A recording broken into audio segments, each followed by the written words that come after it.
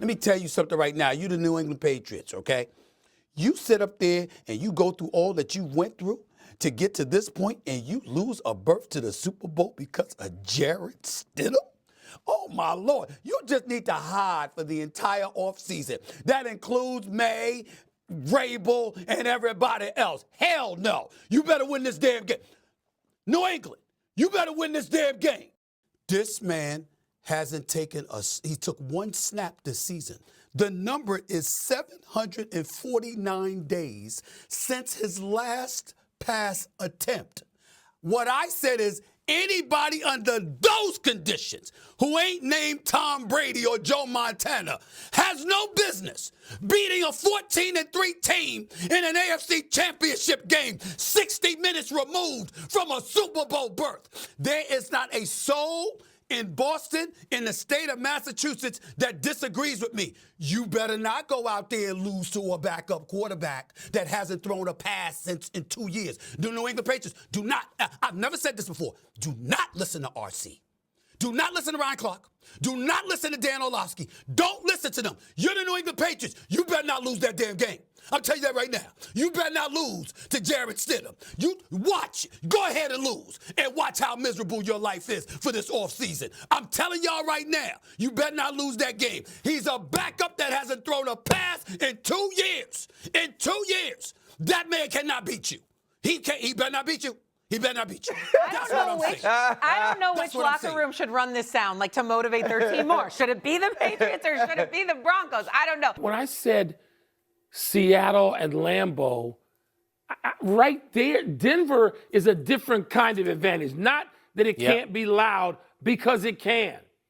But obviously, you're playing at 52-80. You got another set of problems playing at Denver, and you're playing against that defense. Denver's right up there. So if I did a top 5 home field advantage, the 2 games hosting this weekend would both be in the top 5, maybe in the top 3. But when you don't have your quarterback, it's great that Sean Payton. I understand Sean Payton is doing and has done everything, Frank, he seemingly can. He can't play the damn game for him. You know, number 7 is not trotting out of the lineup into the lineup for the Denver Broncos. Number 7 of years gone by. You can look him up, all you people who have no memory. So I can't Stidham. Good for him. He's tied with Peyton at the hip. He was the first guy he brought in. He's a capable backup. Blah blah blah blah blah blah blah. Big advantage to New England having to play against a backup quarterback who hasn't played in more than 2 years. When I say hasn't played, hasn't thrown a pass that's meaningful. 2 years. The last pass he threw was picked. So no, I don't see it at all. Yeah. Boys and girls, Michael Wilbon was just telling you that John Elway is not walking through that door. Not walking through that door. Couple of things, though, that I'll put in the Broncos' favor. By the way, they're 4-0 against New England all-time in playoffs. This New England team, 8-0 on the road this year. That's impressive. But the thing about this young quarterback, if this had happened in the first quarter of the game, Bo Nix goes down, you throw in Jarrett Stidham, that's tough. Sean Payton, and you could see, listen, he's arrogant, he loves to get into it with the media, but he is a good coach. He's had a week to prepare. They have that defense. They're playing at home. So I don't think you're it's buying going to be in, as Frank? big of an issue. You're buying in? See, you referenced John Elway. Yeah. And let's remember, and we all like Drake May, that's not Tom Brady on the other sideline. No. In 2 playoff games, the guy's been sacked 6 times. Yeah. He's been pressured 31 times on 66 dropbacks, and he's fumbled the ball 6 times. So if not for Jarrett Stroud, there's a very good chance Houston would be playing right now in this game. So he still has a lot to do. C.J. Stroud. He's been good in the Stroud. He's won 2 playoff games, Mike. That's great. But there is still some issues there as well. You're mentioning Elway. That ain't Tom Brady yet. No, under center. No, not yet. When I think back to your career, the only place that sticks in my mind where you struggled was at Denver. Now, you face good teams. That's part of it. Thanks for reminding me of that. Appreciate that. I'm sorry, Tom. It's just on the paper here. I just read what they write. But there is something about Denver, the altitude. Josh Allen last week struggled, turnovers. What is it about Denver? It's a unique playing environment. You're right. There's altitude. There's nowhere else like that in the country.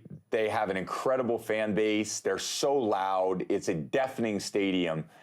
And when they get their momentum going, it's a tough place to play. And the 2 times that we lost in 2013 season, 2015 season, Denver had a tremendous defense with Von Miller kind of leading the charge. Yep.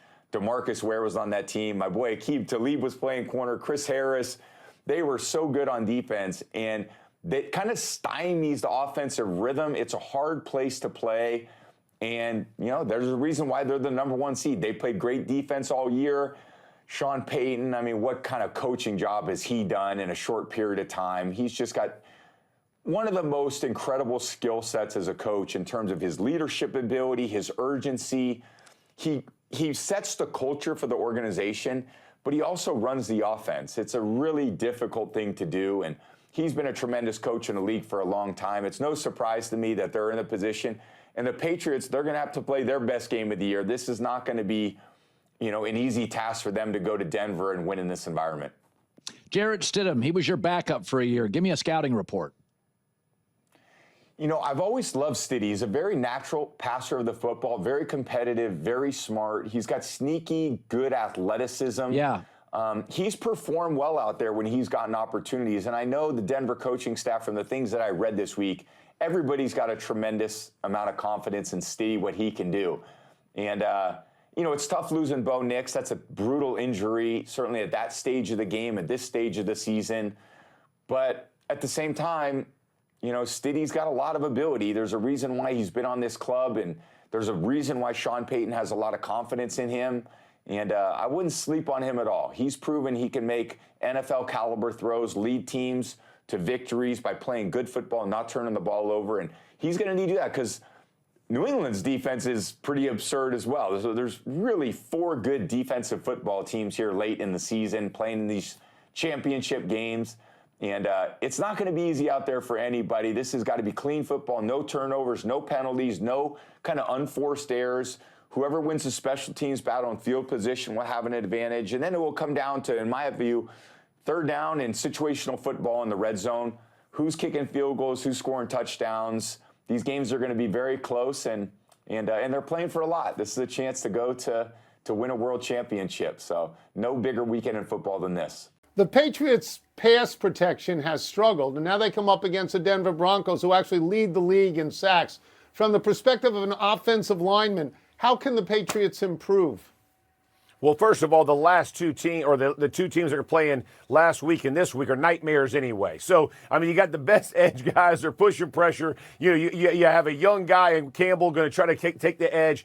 But the reality is they're going to get some kind of pressure. It's making sure from an offensive line perspective, you keep your body between he and the QB. Make him reach over you. Make him do those kind of things. And then it's on Drake May to protect the football when he's in the pocket. Keep 2 hands on it. Be strong. Don't let those strip sacks. What you don't want to do is get on an edge and get driven all the way back and give up these free shots. Like that's the worst thing. But if you're talking about strictly from an offensive line perspective, be aggressive in your set, make the guy run the long way around, whether you're guards or tackles, make them go the edge, and May's going to have to be strong in the pocket, stepping up, not just trying to run outside and push the ball down the field. But the reality is they're facing the 2 best groups in the AFC the last 2 weeks. Some guy, they're on scholarship too, you know what I mean, Tony? So they're going to get home at some point. Jeff, meanwhile, the Broncos are going to turn to Jarrett Stidham at quarterback. So what is involved? Give us the most complex things involved when an offensive line has to adjust, and I'm sure there are many adjustments, to a brand new quarterback, particularly in a game of this magnitude.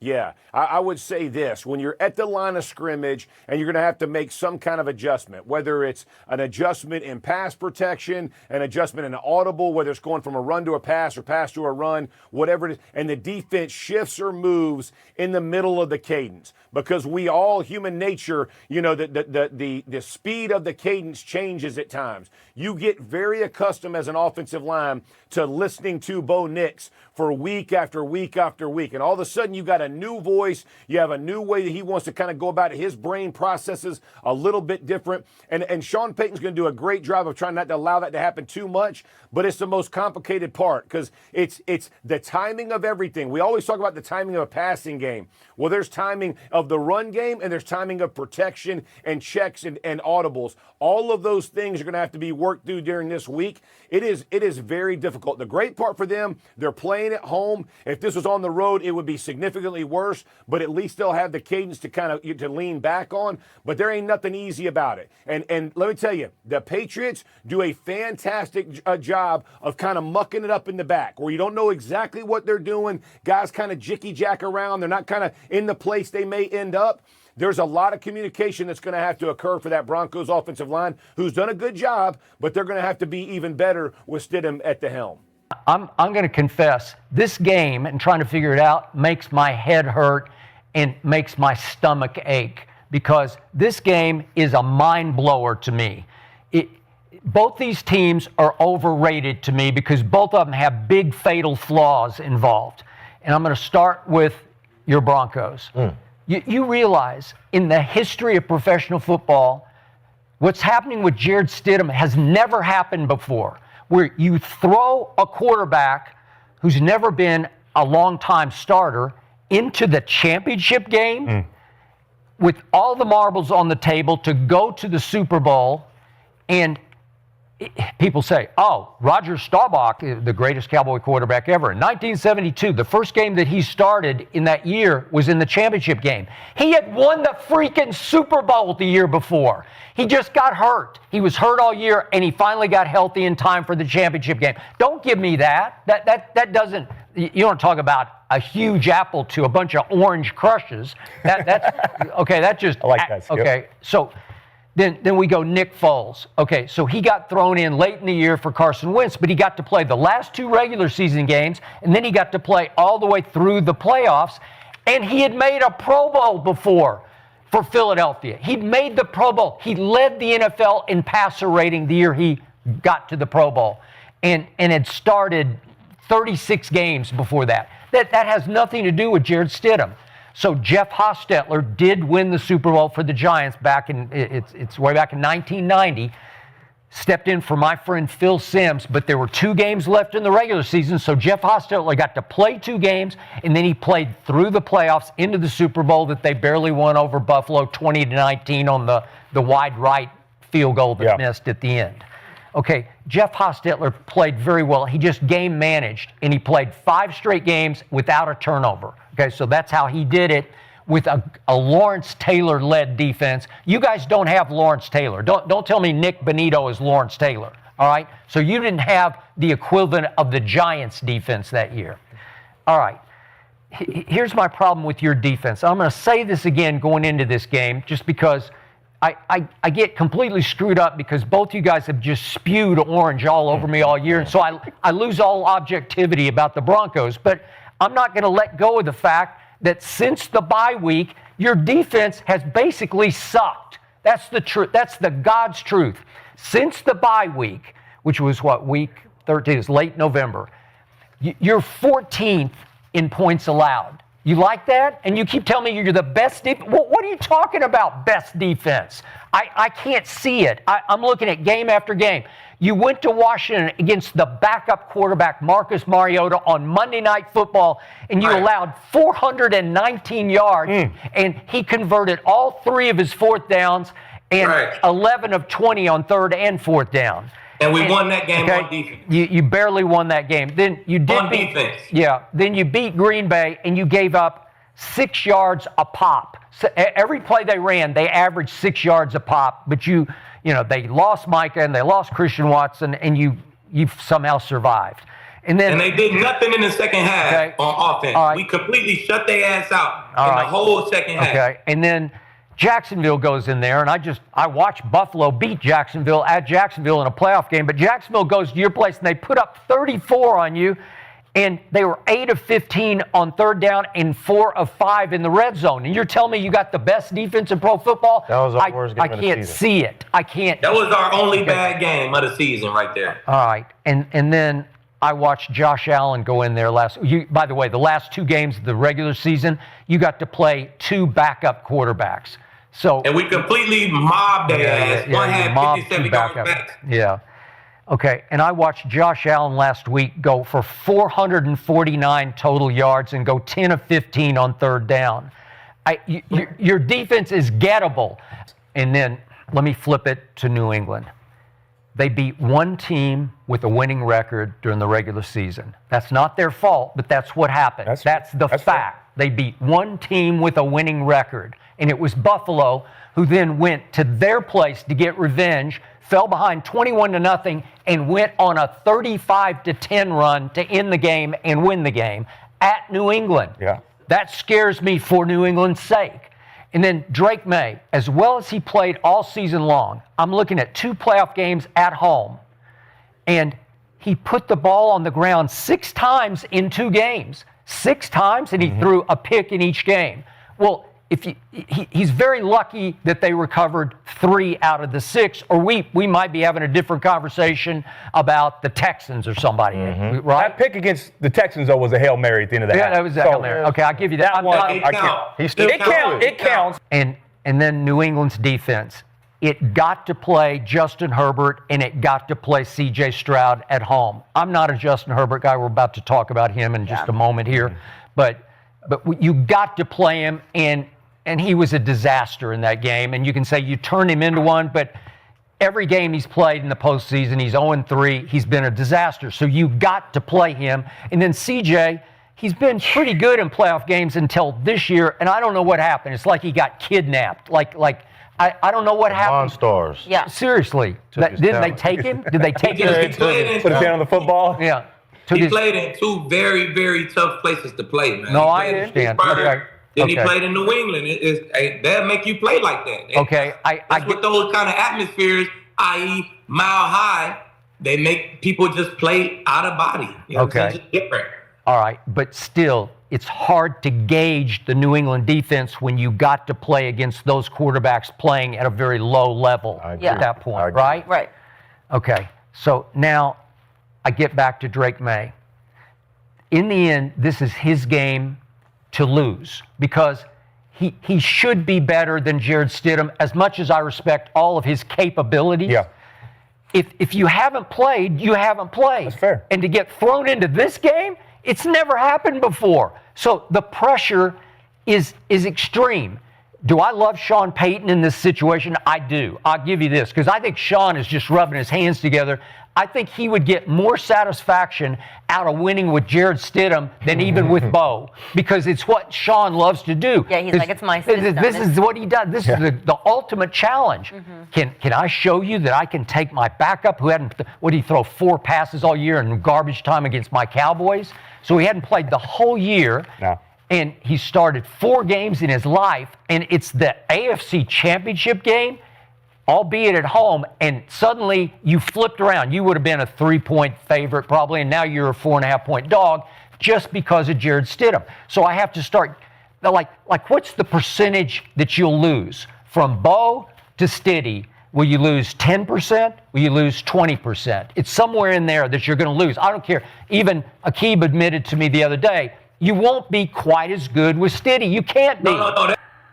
I'm still going back and forth in this in this moment. Really? I'm still not sure which way I take. Really? Come on, Okay, Skip. but- Come on. You know what you want to do. You know where your heart is. You can't fight it. The final variable is I look at what Drake May did do throwing the football in the 2 home playoff games. There you go. And it was really good. Really good. There you go. Okay, he did that, especially against the Chargers defense. He threw for 268, and that impressed me. Against the best defense in pro football, the Texans, he made 4 or 5 throws. Even you said the other day, he got buckets on them, right? He did. He went right at their ass. Yeah, he went at their ass and took their ass all the way to the end zone 3 different times and threw 3 touchdown passes in that game. Yeah. So I'm going to say it's his game to lose, and I'm going to say if he turns it over 1 time, he'll win. If he turns it over twice, it'll go to the buzzer. And if he turns it over, like you say, 3, 4, 5 times, they definitely will lose the football. Bless you. You're sneezing at my argument, right? Yeah. Don't ever interrupt me. Don't ever interrupt me with no sneeze. Yeah.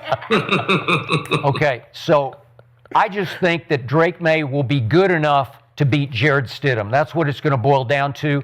And again, I picked against your voodoo luck time and time again, but just to nail it down and to drive it all home, I will bet you one more dinner, and I'll take the visiting team. I'll take Drake May, baby Drake, that you say is just a baby in this league. I'll take him at Denver because I still think your defense is gettable, and he will get you enough to win this game. A score? Yeah. I'm going to go, I'll give Stiddy 20. I'm going to take 24-20.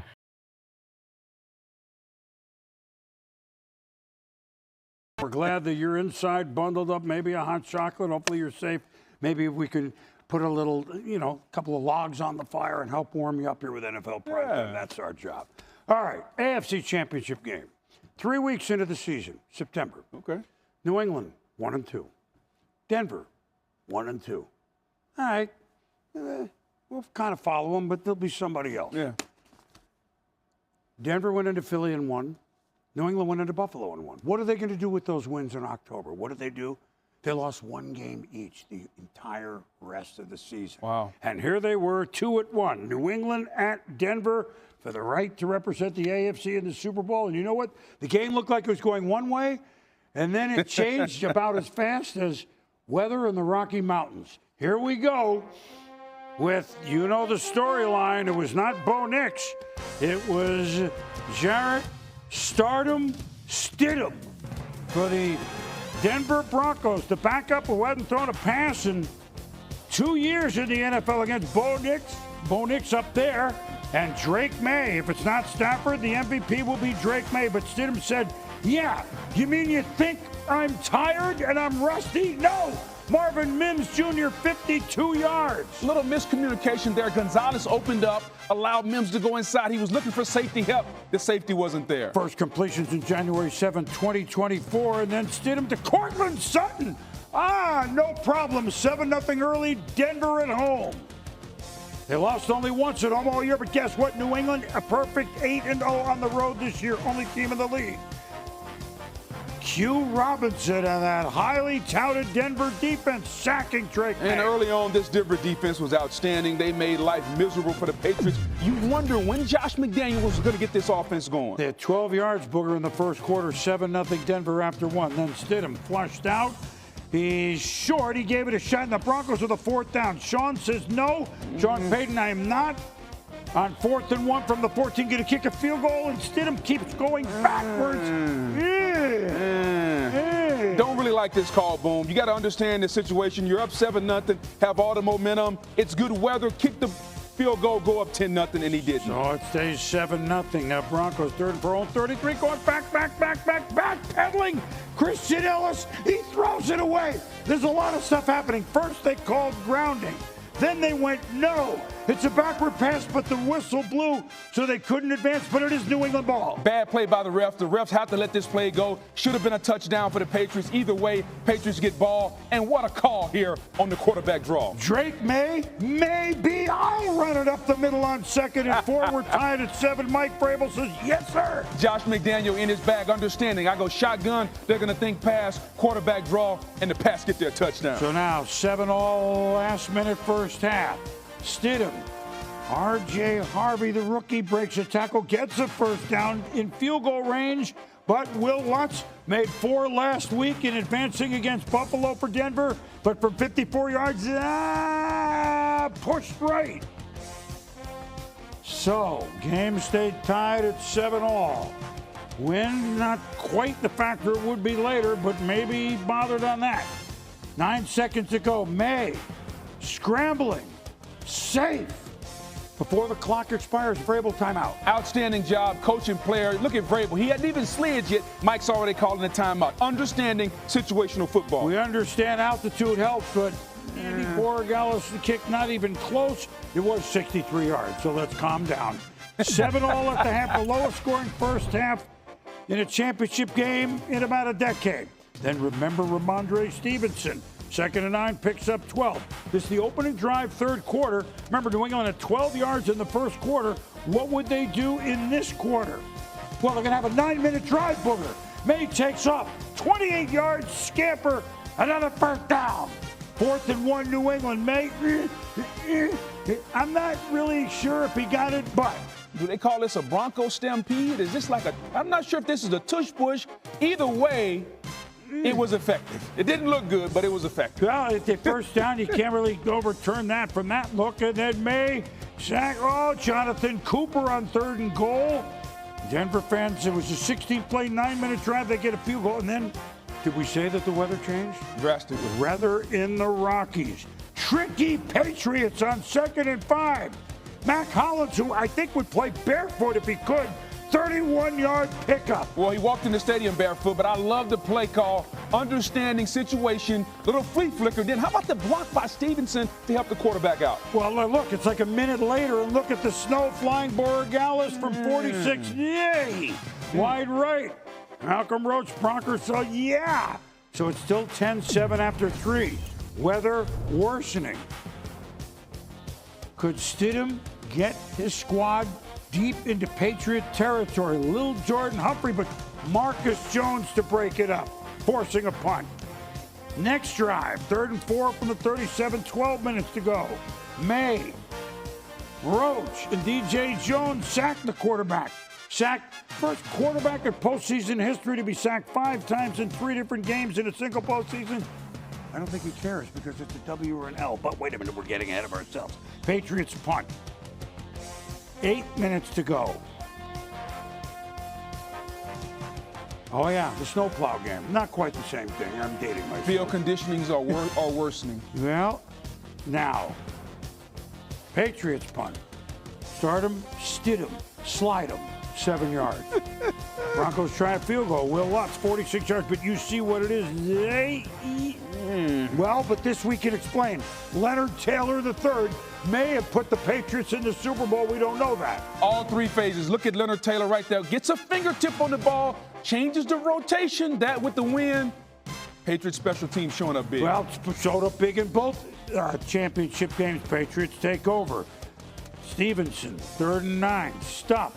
Conservative play calling. Patriots. What, you understand why by Josh. Next Bronco drive. Stidham. But there it is. You know what kind of chance you have going against him, Christian Gonzalez? 0.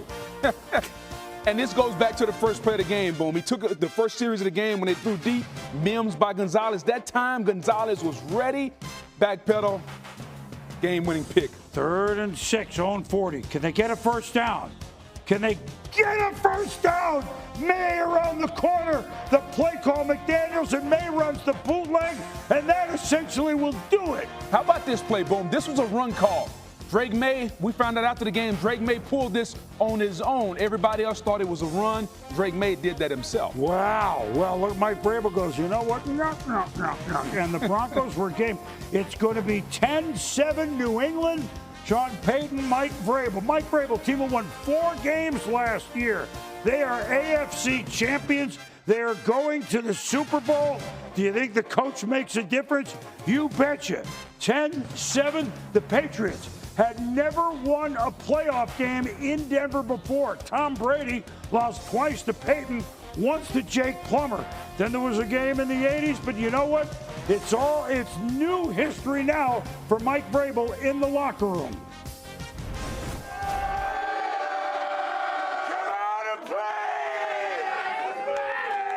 Okay, listen to me. Sometimes you got to believe things before you can see them. Okay, you got to believe them before you can see them. And from the time that we started, you did everything that we asked you to do. Okay, we said everybody's journey to this league looks a little different. Just like everybody's journey to the Super Bowl looks a little different. Man, that's cool. It's pretty special. It's something that I won't forget. You know, Road Warriors, 9-0 on the road, playing for this team and finishing in victory formation. I head bumped Will, and that was probably the hardest head bump of my life out there after I picked up the first down. So, special for those guys. We've been in that scenario a lot. I felt like most of the first half we played on their side of the field. We didn't score enough points offensively or capitalize on that field position. The turnovers hurt us, and we had our opportunities. I can't put our team in a bad position like that. So the defense, they played their tails off tonight. It was pretty remarkable. I just felt like whenever I gave them the short field, really hard for me to swallow that one because I just put them in a terrible spot. So hats off to them. They played outstanding. And of course, we all become experts on Stidham, who once upon a time was the heir apparent to Tom Brady, and you know where he went. Well, that was the play. That was the play that changed it. But for New England, Drake May, threw for 86 yards, but he ran for 68. Let's just switch the numbers. Yeah. And he ran at the right time, and there were no turnovers. That was, hey, they got away with things. The Charger game, the Houston game. I mean, they made five turnovers in the two previous playoff games today. Nothing. And that was the difference. Well, boom, let's take a look at the first half of this game. Drake May was not throwing the football well. He threw the ball for 86 yards in this entire game. And I thought it was an outstanding job of understanding when your fastball is not there and you got to go to your secondary pitch. And for Drake May, he's an outstanding athlete. And his secondary pitch was his legs. His ability to make first downs with his legs was outstanding, especially when the Broncos were in man coverage. If you're going to be in man coverage, the defensive line has to keep the quarterback in the pocket. You can't allow that seam. Drake May, tremendous athlete, 6'5", 240 pounds. He can run. He's a tremendous runner, and there you get a first down. He rushed for 6 first downs, especially when the Broncos are in man coverage. The secondary's back is turned. Defensive line doesn't keep the quarterback in the pocket, and there goes Drake May again. Time and time again, Drake May used his legs to get first downs. He used his legs to keep the Broncos off balance. And on a day when the weather turned inclement in the second half and he didn't have his fastball in the first half, I thought this was a masterclass of Mike Vrabel and Josh McDaniel telling Drake May, hey, when you have an opportunity, use your legs and run the ball. And he did that. The numbers don't look gaudy. This was a really good performance from him because he took what the defense gave. Well, I don't have a fastball. I got this. Yes. I have this. In retrospect, and it's easy to be an armchair quarterback or whatever you want to call it, I wonder if Sean Payton Booger will go, okay, we could have kicked the field goal and probably would have made that one and gone up 10-0. Yeah. That weather might have come in at the end of the game. It might have come in at halftime like it did. But do you think if he looks himself in the mirror, he goes, ooh, we could have gone up 10-0 and New England hadn't moved the ball at all? So the job of a coach is to put his team in the best situation. You got to understand situational football. Everybody knew the forecast for the game. You knew at some point the weather was going to get nasty. And at that point, you're up 7-0. All the momentum is with you. It's a 31-yard field goal. It's shorter than an extra point. Correct. Extra points are 33 yards. This is a 31-yard field goal. He turned it down. I don't care what analytics say. Sean Payton's job was to kick that field goal, go up 10-0, understanding, one, you keep momentum, two, the weather was coming and it was going to be difficult to move the ball. This was the last time they were inside the New England Patriots 30-yard line. Correct. You never know when it's going to come. And so I think if you ask Sean Payton in a private moment, I get what analytics say and I get being aggressive. Take the points. Go up 10-0, keep the momentum. Because you did your homework before the game. You knew the weather was going to turn nasty. And it was going to be even though Will Lutz was a good kicker, it was going to be tough to kick in inclement weather. I thought this was a poor coaching decision and move by Sean Payton. Yeah, and unusual, although you get it. I mean, it was 4th and 1. I mean, we weren't shocked that he went for it on 4th and 1, but if you're going to go for it, how about run the ball? Right. I mean, it's 4th and 3 feet. Yes. Or a 31-yard field goal. Instead, you go reverse pivot with the quarterback making his first start. Right. Yeah. But other Broncos Patriots AFC Championship went down, of course, without Bo Nix, out for the season after suffering a broken ankle last week. Had surgery to repair and hopes to be back, but instead today had to watch Jarrett Stidham pilot the Broncos offense. And early on, second drive. How about a shot play here? Mark Ross to Marvin Mims. Oh, my goodness. Yeah, that was a big time throw. And I was like, okay, maybe this guy is ready for the moment. You know, Jarrett, he looked in control. He didn't look panicked. He looked no phase.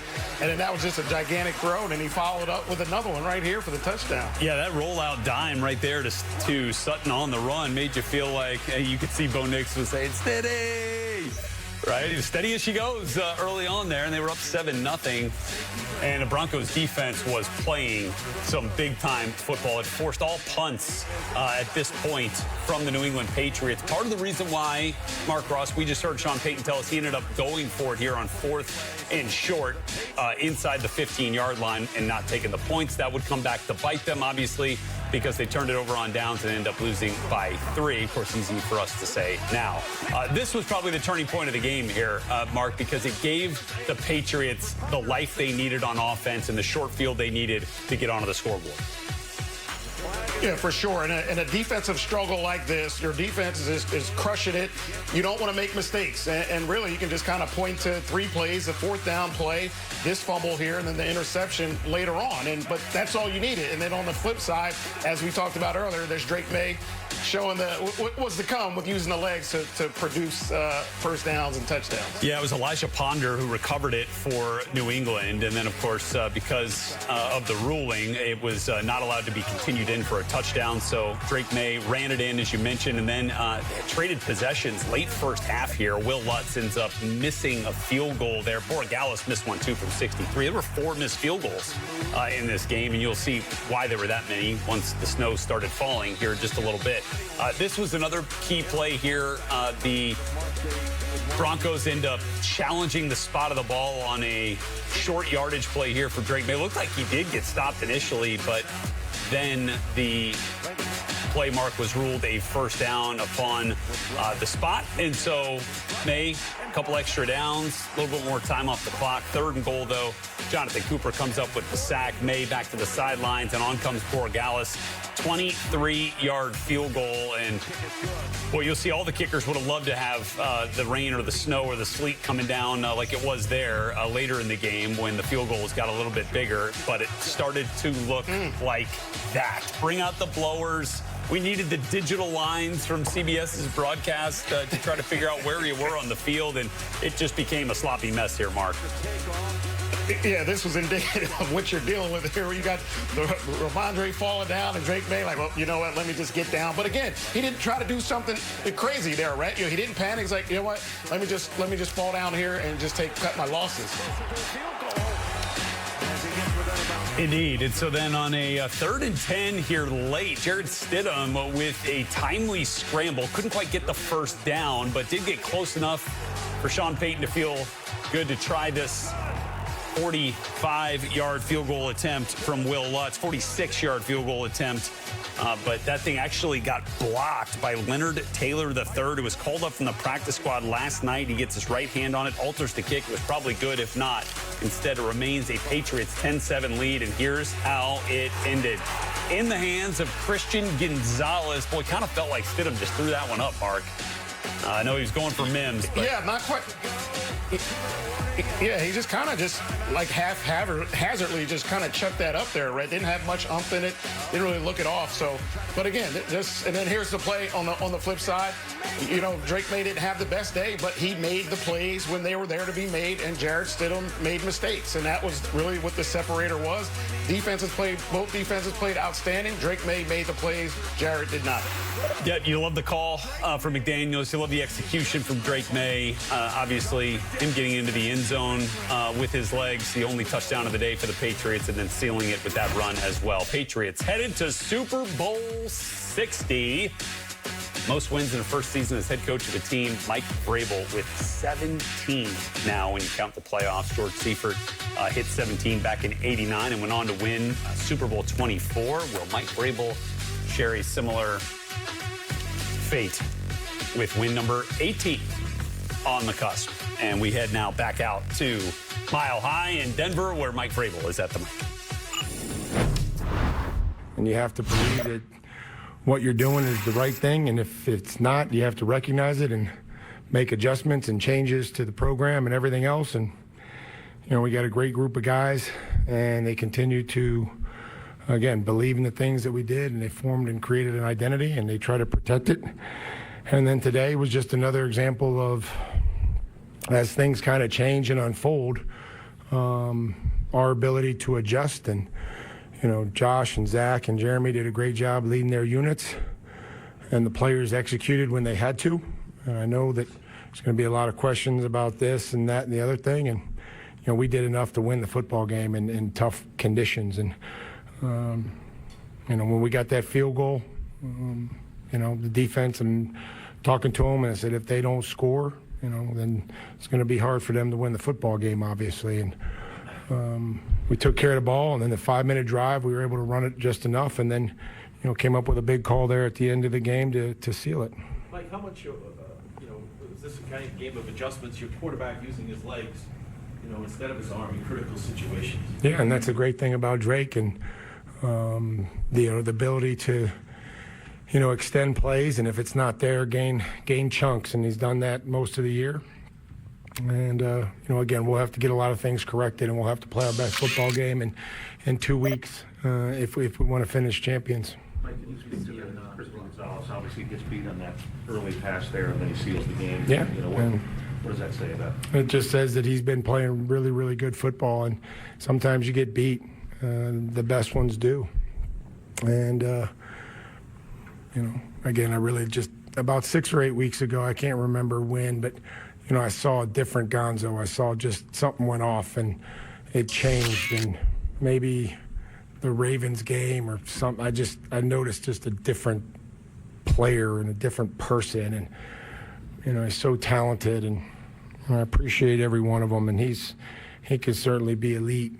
And you know, your best players have to make those types of plays in championship games. The timing of the guys you bring off the practice squad, Taylor coming in and blocking that kick. Did you even know that kick was blocked by him? I did not. Lenny T, revenge game, week 5.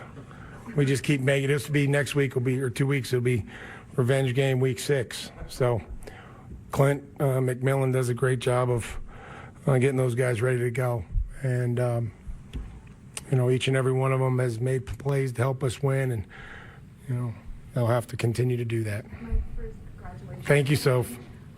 But I wanted to ask just about this team. You've had a close team from the start.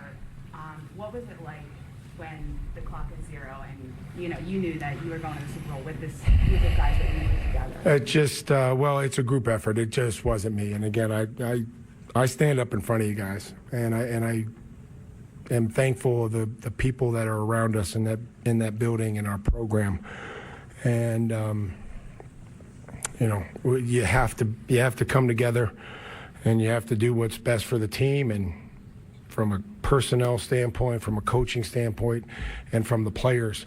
And you get everybody to believe in something and buy in. And again, that doesn't come without adversity. You have to have adversity. But I do this for the players. I've been in their position. I've been there, and it's amazing. And I want other people to feel that feeling. And it's for our families who make a lot of sacrifices, and the excitement and the joy that they have. Trust me, I'm fine. Like I'll be okay. I do this for the players to be able to experience this with their families, and our coaches to be able to experience it with their families. Fewest points scored in the wild card, divisional, and conference championship games en route to a Super Bowl appearance. And the Patriots, well, they're right there with fewer points than the 2000 Ravens team. Of course, relied on their defense. Kind of same goes for that 2007 Giants team that knocked off the undefeated Patriots. Yeah, and both ended up winning the Super Bowl. Good, the same thanks to Dante. Shout out Dante, one of our ace researchers here at NFL Media. Appreciate that nugget right there, Mark Ross. And look, I think the reason they're winning games, despite scoring so few points, is because their defense has played really well. Obviously, we saw that with Christian Gonzalez. Mike Vrabel just kind of talked about him a little bit, and how 6-8 weeks ago, really started to become a different type of player. We saw the fruits of that labor today, sack and an interception. What stood out to you about the way the Patriots defense kind of started to dominate this game? Well, of course, their margin for error was like, you got to beat a backup quarterback. Was saying it all week, Rhett. Like, you going into it, I'm sure they would have been confident even if Bo Nix was there and the way that they've been playing. But you get a backup that hasn't thrown a pass in 2 years, you better be saying we're going to swarm and shut this down. And what they kind of did on offense the last few drives or so was like, we're just not going to do anything because we know they cannot score on our defense, and our defense can just go win the game for us because Jarrett Stidham and that offense can't produce a first down, let alone go score points. So, you know, being a part of that 07 Giants team that went on to win it, Rhett, that was our formula. You know, defense, go shut it down. Eli, you know, receiving cores, you guys go make plays when need be. And that's what happened in this game, where the defense completely shut it down. Drake made the plays when they needed to make plays. No doubt. I mean, and again, those plays, many of which obviously came on the ground. Part of that due to the conditions, part of it due to Denver's defense, which deserves a lot of credit too here. Played some outstanding football, just didn't get the support from all three phases to get it done.